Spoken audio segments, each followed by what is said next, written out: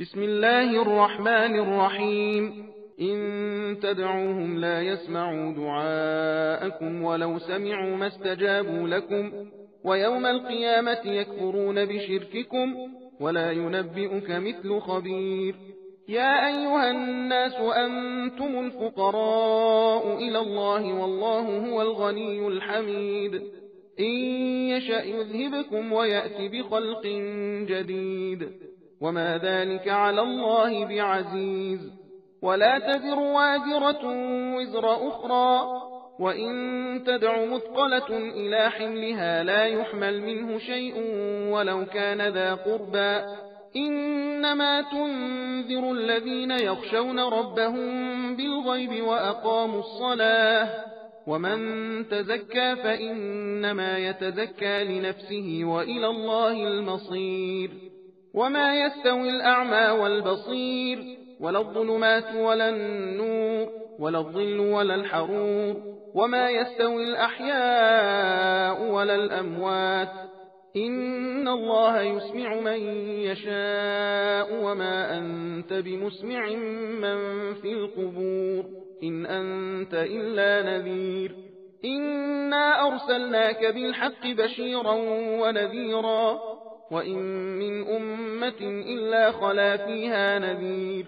وإن يكذبوك فقد كذب الذين من قبلهم، جاءتهم رسلهم بالبينات وبالزبر وبالكتاب المنير، ثم أخذت الذين كفروا فكيف كان نكير.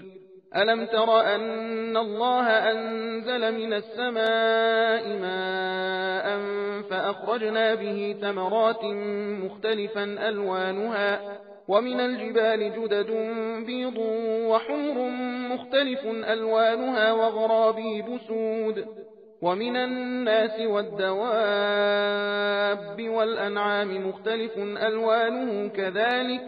إنما يخشى الله من عباده العلماء، إن الله عزيز غفور. إن الذين يتلون كتاب الله وأقاموا الصلاة وأنفقوا مما رزقناهم سرا وعلانية يرجون تجارة لن تبور، ليوفيهم أجورهم ويزيدهم من فضله، إنه غفور شكور. والذي أوحينا إليك من الكتاب هو الحق مصدقا لما بين يديه، إن الله بعباده لخبير بصير.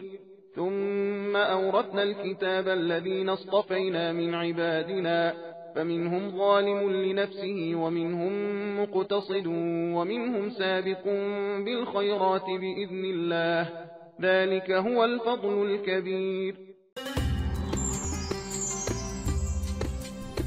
सबील कुरान हिदायत का रास्ता।